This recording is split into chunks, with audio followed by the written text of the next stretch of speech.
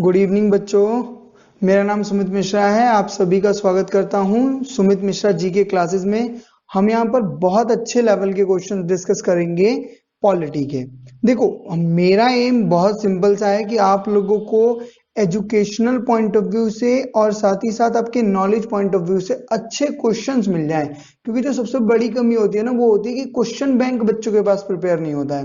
तो आप लोग क्या कर सकते हो, आप लोग अपने पास एक रजिस्टर मेंटेन कर सकते हो जिसके अंदर जितने हम क्वेश्चन करवा रहे हैं उसको सभी को क्या करते हो, चलो नोट डाउन करते हो। चलो ठीक है बच्चों, तो हम क्लास को स्टार्ट करते हैं। Hope you enjoy the class. तो पहली जो चीज बात हम कर रहे हैं वो कर रहे हैं, क्वेश्चन क्या है कि fundamental duties were incorporated in the constitution of the recommendation of. Basically fundamental duties जो थे ना, वो ओरिजिनली आपके कॉन्स्टिट्यूशन में नहीं थे। यानी जब कॉन्स्टिट्यूशन बन के तैयार हुआ, कब, 26 जनवरी 1950 को, जिस दिन हमारा संविधान लागू हुआ है, उस दिन हमारे पास फंडामेंटल ड्यूटीज नहीं थे। हमें फंडामेंटल ड्यूटीज मिले स्वर्ण सिंह कमेटी की रिकमेंडेशन पर। अब ये स्वर्ण सिंह कमेटी क्या थी? बेसिकली स्वर्ण सिंह, जो सरदार स्वर्ण सिंह थे, वो सुप्रीम कोर्ट के जस्टिस थे, ठीक है। और इनकी टाइम मतलब इनको एज अ हेड बना करके एक कमेटी बनाई गई। और ये कमेटी बनी कब? ये बनी 1976 में, जिस समय आपकी कांग्रेस पार्टी की रिकमेंडेशन थी, इंदिरा गांधी की गवर्नमेंट थी। और इसके बाद 42nd अमेंडमेंट के थ्रू जो हमारा क्या करा गया, 42nd अमेंडमेंट ने क्या करा कि आपके फंडामेंटल ड्यूटीज को ऐड कर दिया आपके कॉन्स्टिट्यूशन के अंदर एक नया पार्ट बना करके। एक नया पार्ट बनाया गया, कौन सा? 4A। 4A एक नया पार्ट बनाया गया। साथ ही साथ इसके एक आर्टिकल नया ऐड किया गया, आर्टिकल 51A। ये दो नई चीजें ऐड करी गई 42nd कॉन्स्टिट्यूशनल अमेंडमेंट, जो कब किया गया? 1976 के अंदर। अगर अब आपसे बात पूछी जाए कि कितने फंडामेंटल ड्यूटीज थे, तो जब स्वर्ण सिंह ने जो रिकमेंडेट की थी वो थी 10 फंडामेंटल ड्यूटीज, ठीक है। बट 86th कॉन्स्टिट्यूशनल अमेंडमेंट किया गया CAA 2002 में, और बोला गया कि भाई अगर 6 से 14 साल तक का कोई भी बच्चा है तो उसकी गार्जियन की रिस्पॉन्सिबिलिटी बनती है कि उसको क्या कराए, पढ़ाए, उसकी एजुकेशन दे, ठीक है ना। पर ये फंडामेंटल ड्यूटीज हैं, और फंडामेंटल ड्यूटीज आप लोगों को पता होगा कि ये कैसी नहीं है, लीगल नहीं है। लीगल मतलब क्या कि इनके ऊपर केस नहीं हो सकता। जरूरी नहीं है कि आप अगर फंडामेंटल ड्यूटीज नहीं मानोगे तो आपको कानून को फेस करना पड़ेगा।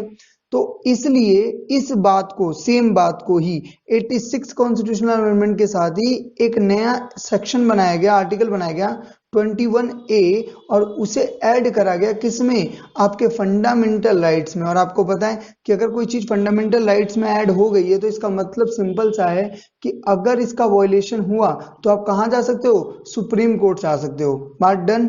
चलो नेक्स्ट क्वेश्चन की तरफ बढ़ते हैं। Which of the following is not the fundamental duties? कौन सा इनमें से फंडामेंटल ड्यूटी नहीं है? तो भाई देखो, आपके हेरिटेज साइट्स को बचा के रखना हमारी ड्यूटी बनती है। कई जगहों पे आप देखोगे लिखा होता है ना, ताजमहल वगैरह पे कहीं जाओ या फिर किसी हेरिटेज साइट पे जाओ, वहां लिखा होता है काजल तुम हमारी हो, ठीक है। उसमें काजल की स्पेलिंग भी गलत है। वो भाई गवर्नमेंट कहती है कि नहीं ऐसा मत करो, क्योंकि अंग्रेज आएगा, फिर अंग्रेज क्या पड़ेगा कि हु इज काजल, काजल ने बनवाया है क्या ये, या फिर किसी राज ने बनवाया है, ऐसा कुछ मत लिखा करो। तो पहली चीज ये। दूसरी चीज कि डेवलप करो साइंटिफिक टेम्पर और स्पिरिट ऑफ इक्वलिटी, इंक्वायरी, यानी कि पूछो, आप साइंटिफिकली बात करो, आप ना सुपरस्टिशियस मत हो और अंधविश्वास की तरफ मत बढ़ो। साथ ही साथ इन्होंने बोला कि हमें अगर एक्सीलेंस की तरफ बढ़ना है तो फर्क नहीं पड़ता, एक आदमी की एक्सीलेंस होने से कंट्री एक्सीलेंस नहीं होगी, हमें इंडिविजुअल और कलेक्टिवली एक्सीलेंस की तरफ बढ़ना पड़ेगा। कहीं नहीं है तो क्या नहीं है? To protect the weaker section for the social injustice. ये बात कहीं भी फंडामेंटल ड्यूटीज के अंदर लिखी नहीं गई है। अभी फंडामेंटल ड्यूटीज कितनी है तो याद रखना 11 फंडामेंटल ड्यूटीज हैं। क्लियर है बात बच्चों? नेक्स्ट क्वेश्चन की तरफ बढ़ते हैं। बड़ा ही प्यारा क्वेश्चन है, मैच द फॉलोइंग जो करेक्ट है। तो भाई पहली बात कि ये बात जो है, ये सारे के सारे जो आर्टिकल हैं, ये सारे के सारे आर्टिकल डील करते हैं फंडामेंटल राइट से। आप बोलोगे सर आपको कैसे पता? क्योंकि आर्टिकल 12 से लेकर के और 35 तक ये सारा का सारा क्या दे रखा है? आपका फंडामेंटल राइट्स दे रखा है। कौन से पार्ट में दे रखा है? तो पार्ट 3 के अंदर दे रखा है, ठीक है। और हमने फंडामेंटल राइट्स कहाँ से उठाए हैं? हमने फंडामेंटल राइट्स आए हैं बच्चों यूएसए से। ठीक है जी। तो अगर हम बात कर रहे हैं इक्वालिटी इन पब्लिक एम्प्लॉयमेंट, अगर हम बात क्या कर रहे हैं इक्वालिटी इन पब्लिक एम्प्लॉयमेंट, तो ये डील करता है कौन से आर्टिकल से? ये डील करता है आर्टिकल 16 से, यानी कि बेसिकली आर्टिकल 14 से लेकर के आर्टिकल 18 तक डील करता है आपका राइट टू इक्वालिटी से, कि सबको इक्वालिटी चाहिए। पहले क्या होता था कि जो अपर कास्ट लोअर कास्ट वाला सीन था, ठीक है ना, पब्लिक प्लेसेस पर क्या करा जाता था, लोअर कास्ट के लोगों को जाने नहीं देते थे, तो उसको भी क्या करा गया इन्होंने, खत्म करा कि नहीं ऐसा नहीं होना चाहिए, सभी के पास इक्वल राइट्स हैं और वो सभी लोग अपने राइट्स को क्या कर सकते हैं, अवेल कर सकते हैं। और अगर किसी के राइट वायलेट करते हो आप, तो भाई आपको जेल जाना पड़ेगा। माइनॉरिटीज के राइट, भाई माइनॉरिटीज कौन होते हैं? जो बहुत बड़ा लार्ज ग्रुप नहीं होता है, जैसे इंडिया के अंदर आपके क्या कहते हैं सिख माइनॉरिटी में है, इंडिया के अंदर मुस्लिम माइनॉरिटी में है, इंडिया के अंदर कोई क्या कहते हैं आपके ट्राइब्स हैं वो माइनॉरिटीज में है। ठीक है। तो आर्टिकल 29 जो है वो डील करता है किस चीज से? माइनॉरिटीज के राइट से। अगर हम बात करें राइट टू पर्सनल लिबर्टी, कि कौन सी नौकरी करनी है, कहाँ रहना है, कहाँ घूमना है, इस बारे में राइट जो है वो डील करता है आपका पर्सनल लिबर्टी को बचाता है आपका आर्टिकल 21। अच्छा, राइट अगेंस्ट एक्सप्लॉइटेशन, कि आप किसी के साथ किसी का क्या ना करो, शोषण मत करो। कई बार क्या होता है कि हम सैलरी नहीं दे रहे हैं, हो सकता है कई बार हम ये करते हैं कि हमने छोटे बच्चों को माइनिंग में कहाँ लगा दिया है, कोई खतरनाक काम में उनको लगा दिया, बधुआ मजदूरी करवा रहे हैं, ठीक है, और क्या कहते हैं प्रोस्टिट्यूशन का काम करवा रहे हैं जबरदस्ती, तो ये सारा क्या है, एक्सप्लॉइट कर रहे हो आप किसी को। जैसे ब्रिटिशर्स ने एक्सप्लॉइट करा था किसको, इंडिया को। और याद रखना राइट अगेंस्ट एक्सप्लॉइटेशन किससे डील करता है, ये डील करता है आपका आर्टिकल 23 के अंदर। तो बच कौन सा गया, आर्टिकल 25। आप बोलोगे सर आर्टिकल 25 में क्या है, तो आर्टिकल 25 जो है बच्चों वो डील करता है आपका किस चीज से, आर्टिकल 25 डील करता है रिलीजियस फ्रीडम से, यानी कि आप कौन सा रिलीजन मानोगे, किस तरीके से आप अपने रिलीजन की क्या कर सकते हो, प्रैक्टिस कर सकते हो। ये प्रैक्टिस वर्ड थोड़ा समझ में आना चाहिए। प्रैक्टिस वर्ड का क्या मतलब है, जैसे मान लो एक ब्राह्मण है, ठीक है ना, तो उसके यहाँ पर क्या कहा जाता है, जनेऊ पहनना होता है, ठीक है, तो वो कर सकता है। मुस्लिम व्यक्ति है तो वो क्या कर सकता है, वो टोपी पहन सकता है, इबादत कर सकता है। सिख हैं तो वो अपनी पगड़ी, उनकी क्या है, उनकी शान बान है। ये हमारा क्या कहलाता है, प्रैक्टिस ऑफ रिलीजन कहलाता है। आप अपने रिलीजन को क्या कर सकते हो, उसका एडवर्टाइज कर सकते हो, प्रोपोगेट कर सकते हो, लोगों को बता सकते हो। ठीक है, आगे बढ़ते हैं। Which article of the Indian constitution safeguard one right to marry the person of one choice, यानी कि एक आदमी को अपनी, एक औरत एक आदमी को अपना राइट मिलता है किसी से भी शादी करने का। तो भाई ये आर्टिकल डील करता है कौन सा, इससे डील करता है आपका आर्टिकल 21, क्योंकि आर्टिकल 21 ही आपको क्या देता है, प्रोटेक्शन ऑफ लाइफ। क्या मतलब इस बात का, यानी कि किसी भी सिचुएशन में आपको कोई मार नहीं सकता अनलेस और अनटिल आपको कैपिटल पनिशमेंट ना मिली हो। दूसरी चीज आपको देता है पर्सनल लिबर्टी, और पर्सनल लिबर्टी का ही मामला है किस चीज से, आपकी शादी को लेकर के। आर्टिकल 19 जो है वो डील करता है किस चीज से, आपके 6 प्रोटेक्शन देता है, ये 6 आपके प्रोटेक्शन देता है, फ्रीडम देता है आपको। और ये 6 प्रोटेक्शन कौन कौन से हैं, ध्यान से समझ लेना। 6 प्रोटेक्शन में अगर हम बात करें तो एक तो भाई आपको स्पीच और आपका क्या एक्सप्रेशन, आप कुछ भी बोल सकते हो, पर इस कुछ भी बोलने का मतलब ही नहीं किसी को गाली बकने बैठ गए, ठीक है। असेंबली, आप लोगों को इकट्ठा कर सकते हो, असेंबली बना सकते हो, जैसे हमारी लेजिस्लेटिव असेंबली बनाने का राइट हमें कहाँ से मिलता है, आर्टिकल 19 से। एसोसिएशन बना सकते हो, ठीक है, जैसे किसान आंदोलन में कई सारे किसान ग्रुप्स हैं, उन लोगों के। कोई मूवमेंट, अन्ना का मूवमेंट याद होगा आप लोगों को, हाँ, ये क्रिएट कर सकते हो। आप कहीं पर भी क्या कर सकते हो, रह सकते हो, जहां मन करे वहां। अब कुछ लोगों के दिमाग में आएगा सर पर हम तो जम्मू एंड कश्मीर में जमीन नहीं खरीद सकते। आप लैंड परचेज नहीं कर सकते, वो एक अलग मैटर है, पर आप रह कहीं भी सकते हो। आप कहीं पर भी क्या कर सकते हो, किराए पे मकान लेके रह सकते हो, उस पर कोई रोक नहीं है। प्रोफेशन, आप किसी भी प्रोफेशन को क्या कर सकते हो, ऑप्ट कर सकते हो, ठीक है। तो ये आपको क्या दिया गया है, आपको फ्रीडम दी गई है। और एक बात याद रखना है, प्रोफेशन वाली बात में थोड़ा सा ध्यान रखना, ऐसा नहीं है कल को तुम लोगों का मन करे कि गांजा बेचना शुरू कर देंगे, चरस बेचना, लीगल प्रोफेशन की बात हो रही है, ठीक है ना। जाके मुजाहिदीन ज्वाइन कर लोगे तो उसे लीगल प्रोफेशन नहीं कहोगे और आकर के बोलोगे कि हमें तो सुमित सर की क्लास में बताया गया था कि कोई भी प्रोफेशन ऑप्ट कर सकते हैं, हमने मुजाहिदीन ज्वाइन कर लिया, ठीक है भाई। आर्टिकल 25 की अगर हम बात करें बच्चों तो क्या होता है, आर्टिकल 25 आपका वही सेम आपको प्रैक्टिस ऑफ रिलीजन देता है, बिल्कुल मजा आ जाता है इस बात से, तो ठीक है ना। आर्टिकल 29 जो है, ठीक है जी, आर्टिकल 29 किस चीज से डील करता है बताओ फटाफट, बोलो बोलो। आर्टिकल 29 डील करता है भैया किस चीज से, प्रोटेक्शन ऑफ माइनॉरिटीज से, ठीक है। ये पेपर में बहुत बार पूछे जाते हैं, इनको याद रखना आप, ठीक है जी। तो ये आगे आगे बढ़ते हैं नेक्स्ट क्वेश्चन की तरफ।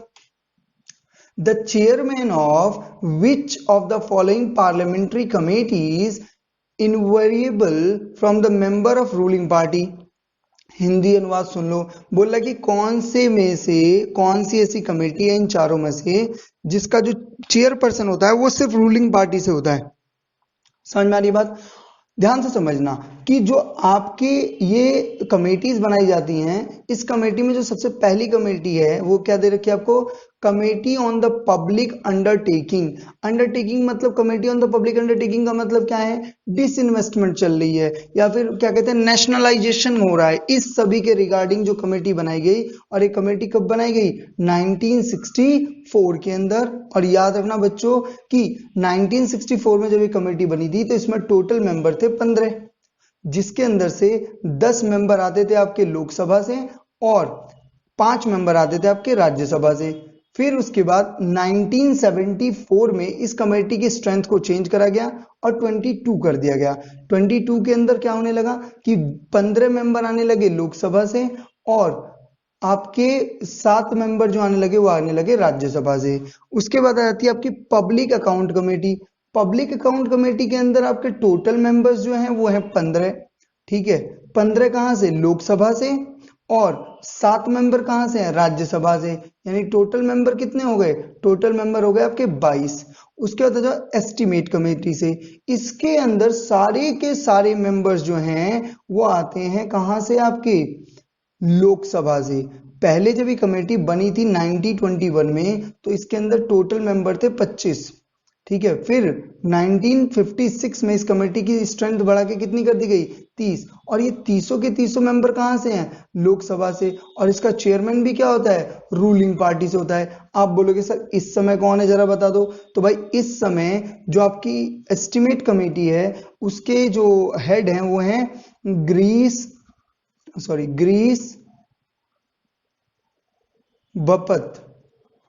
बापत, ठीक है। ग्रीस बापत जो है वो क्या है इस समय इसके एस्टिमेट कमेटी के क्या है, चेयरपर्सन है। तो इसका आंसर क्या होगा, एस्टिमेट कमेटी।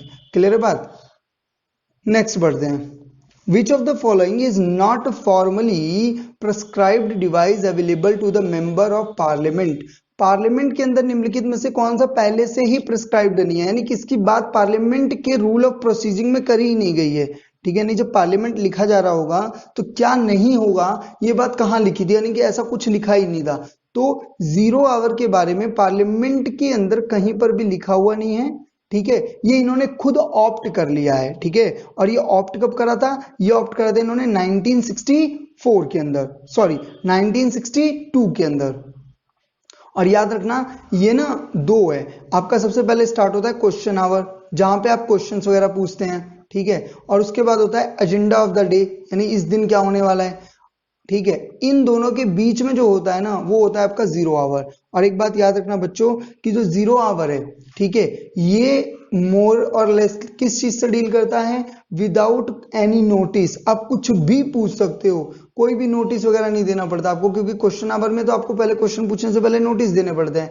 यहाँ पे कुछ भी पूछा जाता है, जो मन कर रहा है वो, ठीक है। अगर हम पार्लियामेंट की बात करें तो याद रखना बच्चों पार्लियामेंट का पूरा कॉन्सेप्ट जो है वो आर्टिकल किससे डील करता है, आपका आर्टिकल 79 टू 122 से डील करता है। और पार्ट कौन सा है इसका, पार्ट 5 है, ठीक है। हमारे पास जो पार्लियामेंट्री सिस्टम है ना वो बहुत हद तक कहाँ का कॉपी किया हुआ है, ये हमने कहाँ से लिया हुआ है, यूके का पार्लियामेंट्री सिस्टम।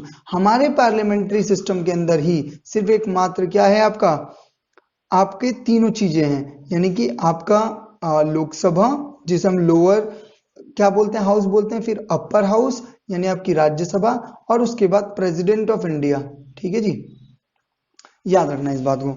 आगे बढ़ते हैं next, right to vote and to be elected in India is a, तो देखो फंडामेंटल राइट नहीं है, क्योंकि कहीं भी फंडामेंटल राइट्स के अंदर ये नहीं लिखा गया कि आपको वोटिंग राइट दिया जाएगा। ये नेचुरल राइट्स भी नहीं है। नेचुरल राइट्स कौन से होते हैं, जो बाय बर्थ मिलते हैं। तो कोई 3 साल का बच्चा जाकर के थोड़ी ना क्या दे सकता है आपका क्या कह सकते हैं, वोट दे सकता है। उसके लिए उसकी एज कितनी होनी चाहिए, 18 प्लस होनी चाहिए। तो ये आपका कैसा है, कॉन्स्टिट्यूशनल राइट है। अगर आप अडल्ट फ्रेंचाइजी में आ जाते हो, यानी भारत के हिसाब से आप 18 साल से ऊपर हो जाते हो, तो आपको क्या मिल सकता है, फंडामेंटल, आपको क्या कहते हैं, राइट टू वोट मिलता है। कॉन्स्टिट्यूशनल राइट क्यों कहा जा रहा है, क्योंकि इसे कॉन्स्टिट्यूशन के अंदर लिखा हुआ है। कौन सा आर्टिकल में, आर्टिकल 326 के अंदर। एक और बात याद रखना, पहले ना वोटिंग एज 18 नहीं थी, पहले वोटिंग एज 21 साल थी, यानी 21 साल से नीचे का बंदा वोट नहीं डाल सकता था। पर क्या हुआ कि कॉन्स्टिट्यूशनल अमेंडमेंट किया गया। कौन सा, बताएगा कोई मेरे को इस बारे में कि कौन सा कॉन्स्टिट्यूशनल अमेंडमेंट से हमने जो ये एज है इसको घटा दिया। याद रखना 61 कॉन्स्टिट्यूशनल अमेंडमेंट से, ठीक है, 61 कॉन्स्टिट्यूशनल अमेंडमेंट किया गया था, जिससे हमने क्या कर दिया, इस एज को 18 से घटा करके कितना कर, 21 से घटा के कितना कर दिया गया, 18 साल कर दिया। आगे बढ़ते हैं next, which of the following are maintained, sorry, are not, लिख दें, लिख लो, not are mentioned by the right against exploitation in the constitution of India। मैंने अभी आपको शुरू में ही बताया कि एक्सप्लॉइटेशन का मतलब क्या होता है। दो आर्टिकल हैं राइट अगेंस्ट एक्सप्लॉइटेशन के। आर्टिकल जो है वो है, एक आर्टिकल है आपका आर्टिकल 23 और आर्टिकल 24। दो आर्टिकल डील करते हैं आपके किस चीज से, राइट अगेंस्ट एक्सप्लॉइटेशन से। जिसमें पहला आर्टिकल जो है, आर्टिकल 23 कहता है कि प्रोहिबिटेशन of traffic in human being and force labour. कई बार क्या होता है, जो आप कहते हैं ना मानव तस्करी होती है, जो जहां पे मान लो कि आपकी किडनी बेची जा रही है आईफोन के लिए, मतलब किसी और को आईफोन खरीदना है पर किडनी आपकी बेची जा रही है, तो उसको हम ह्यूमन ट्रैफिकिंग बोलेंगे। ठीक है ना, प्रोस्टिट्यूशन के भी यूज में करते हैं लोग। ठीक है ना, सऊदी अरेबिया में बच्चों को भेजा जाता है, इस तरीके की चीजों को प्रोहिबिटेड माना गया है, एक्सप्लॉइटेशन कहा गया है। और दूसरा फोर्स लेबर, बदुआ मजदूर। मान लो आप में से कोई गया कि गया बोध घूम के आऊंगा, वहां पर गया और वहां पर लोगों ने पकड़ करके तुमको लीची के बागान में रख दिया कि यहीं काम कर, फोन वोन छीन लिया और जिंदगी भर आप वहीं काम कर रहे हो, बदुआ मजदूर कहते हैं इसको। ठीक है, और दूसरा क्या है जो डील करता है आपका आर्टिकल 24 से, वो है प्रोहिबिटेशन of employment of children in the factories and the minus. क्योंकि ये हजार्डियस होता है, खतरनाक होता है भाई, जान जा सकती है, छोटा बच्चा है, और 6 से 14 साल तक के बच्चों को तो काम करा ही नहीं सकते क्योंकि आपको पढ़ाना है, फिर भी आप फैक्ट्रीज वगैरह में काम करा रहे हो, तो ये भाई उनके फंडामेंटल राइट्स के एवोल्यूशन है। एक बात और ध्यान रखना बच्चों कि जो आपका क्या कहते हैं, कई बार लोग कहते हैं कि सर जो टीवी पे बच्चों को दिखाया जाता है वो, भाई वो देखो उनके टैलेंट का शोकेस हो रहा है, वहां पर भी उनको अगर खतरा हुआ, ठीक है, तो उनको वहां पर भी काम कराना अलाउड नहीं है। बात समझ में आ रही है। अच्छा, फिर ये दो चीजें क्या हैं, तो ये वाली तो तुमको मैंने कई बार बता चुका हूँ। Protection of interest of minority किससे डील करता है आपका, ये डील करता है आपका आर्टिकल 29 से, बिल्कुल सही। और एबोल्यूशन ऑफ अनटचेबिलिटी। अनटचेबिलिटी क्या होती है, अगर आप लोगों ने लगान देखी हो, लगान, और लगान में वो बंदा होता है जो कचरा होता है, वो अनटचेबिलिटी का ही शिकार होता है। ठीक है ना, उससे गांव में कोई बात नहीं कर रहा, उसका छुआ पानी नहीं पी रहा, ऐसा नहीं कर सकते। आपको आर्टिकल 17 ये बात बोलता है, अगर ऐसा करते हुए पाया गया ना भाई साहब तो जेल होगी। समझ में आ रही बात। नेक्स्ट क्वेश्चन की तरफ बढ़ते हैं। Who of the following is the custodian of the constitution of India. Indian constitution का किसको कस्टोडियन माना जाता है, यानी कौन रक्षक है किस चीज का, आपका इंडियन कॉन्स्टिट्यूशन का। तो याद रखना, इंडियन कॉन्स्टिट्यूशन का जो रक्षक है वो कौन है, आपका सुप्रीम कोर्ट। सुप्रीम कोर्ट का काम होता है क्या करना, इंडियन कॉन्स्टिट्यूशन को बचा करके रखना।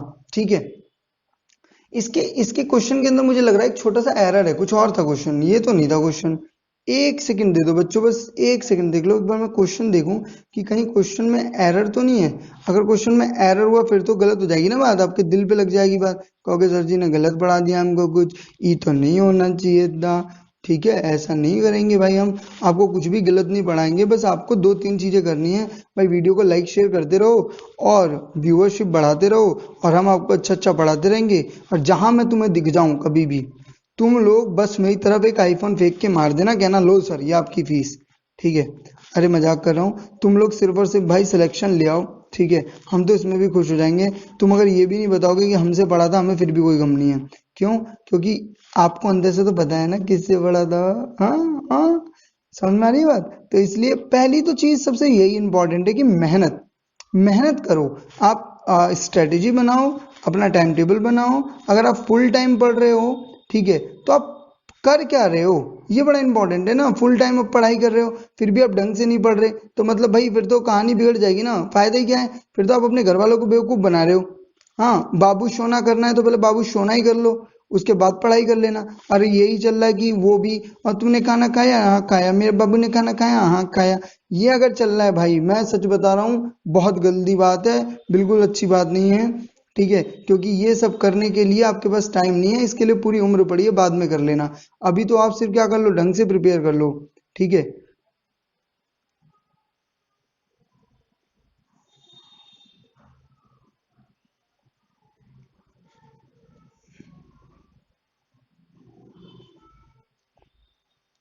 क्या कह रहे हो सर, हम नहीं पढ़ेंगे? ठीक है, तो ध्यान रखना, इसे ही क्या बोलते हैं, यही है सेम क्वेश्चन है, कस्टोडियन ऑफ कॉन्स्टिट्यूशन कौन है आपका? Supreme court. साथ ही सुप्रीम कोर्ट क्या करता है आपके आर्टिकल 32 के अंदर, ठीक है, फंडामेंटल राइट्स को भी प्रोटेक्ट करता है। और याद रखना आर्टिकल 32 के अंदर वो क्या जारी करता है? रिट्स जारी करता है। आगे बढ़ते हैं नेक्स्ट क्वेश्चन, और ये आज की क्लास का लास्ट क्वेश्चन आई थिंक, हाँ लास्ट क्वेश्चन है। और देखो मैंने ना क्वेश्चंस का, आप अगर एसएससी के लिए तैयारी कर रहे हो ना, मैंने क्वेश्चंस आपके ऐसे बनाने की कोशिश करी कि एक क्वेश्चन आपको इतना कुछ प्रिपेयर करवा दे जिससे आपकी चीजें बहुत हद तक क्या हो जाएं, क्लियर हो जाएं। देखो, अगर किसी को भी अगर किसी को भी फंड चाहिए होता है, मतलब कि गवर्नमेंट कोई काम करना चाहती है तो उसे फंड चाहिए होता है, तो फंड लेने के लिए which is related with the money, जो मनी से रिलेटेड होता है, गवर्नमेंट क्या जारी करती है? मनी बिल जारी करती है। मनी बिल सबसे पहले प्रेसिडेंट से उससे क्या ली जाती है? प्रेसिडेंट के पहले ही साइन करवा लिए जाते हैं, क्योंकि मनी बिल के ऊपर प्रेसिडेंट वीटो पावर यूज नहीं कर सकता है। और कोई बिल मनी बिल है, ये कौन डिसाइड करता है? ये लोकसभा का स्पीकर जो होता है, जो इस समय कौन है आपके लोकसभा के स्पीकर कौन है? ओम बिरला। ठीक है, ओम बिरला जी डिसाइड करेंगे कि वो मनी बिल है या फिर नॉर्मल या ऑर्डिनरी बिल है। ठीक है, और उसके ऊपर लिखा जाता है। तो मनी बिल डील करता है बच्चों किससे? आर्टिकल 110 से, 110 से। जबकि इस समय जो आपका बजट आया है, हमारी फाइनेंस मिनिस्टर कौन है? सीतारमण जी ने बजट पेश किया है। और बजट को कॉन्स्टिट्यूशनल लैंग्वेज में बोला जाता है एनुअल फाइनेंशियल स्टेटमेंट, क्योंकि ये पूरे साल के, आने वाले साल का कितना एक्सपेंडिचर होगा और कितनी इनकम आएगी, इस बात का ब्यौरा देता है। और जब एक्सपेंडिचर ज्यादा होता है और इनकम कम आने वाली होती है तो उसको ही हम डिफिसिट बोलते हैं, फिजिकल डिफिसिट बोलते हैं। और उसे ही कंप्लीट करने के लिए बोरोइंग्स की जाती है, जिसका एक्स्ट्रा बर्डन हम पे पड़ता है। और इस बार शायद 6.5% का फिजिकल डिफिसिट है। एनुअल फाइनेंशियल स्टेटमेंट जो है वो आर्टिकल किसके अंदर कहा गया है? आर्टिकल 112 के अंदर कहा गया है। गवर्नमेंट के पास एक फंड होता है जिसका नाम होता है कंसोलिडेटेड फंड ऑफ इंडिया, और इससे पैसा निकालने से पहले गवर्नमेंट क्या करती है? पार्लियामेंट में बिल जारी करती है, और ये डील करता है आपका आर्टिकल 266 से। किससे डील करता है?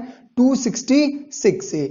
अगर कंटीजेंट फंड की बात की जाए तो एक ऐसा फंड है जिसके लिए आपको क्या नहीं करना पड़ता है, कभी भी बिल जारी करने की जरूरत नहीं, आप कभी भी पैसा निकाल सकते हो। इमरजेंसी फंड रखता है, और ये 500 करोड़ इसकी मैक्सिमम अमाउंट होता है, इसमें 500 करोड़ तक होता है। और ध्यान रखना कि इसकी जो लिमिट है 500 करोड़ है। कंटीजेंट फंड जो है वो डील करता है आर्टिकल 267 से। तो अब क्वेश्चन आता है कि सर ये बच गया आर्टिकल 265, तो बच्चों याद रखना कि आर्टिकल 265 जो है वो आपका ये कहता है कि अगर किसी आदमी की इनकम क्या हो रही है, एग्जेम्प्टेड इनकम से क्या है, कम है।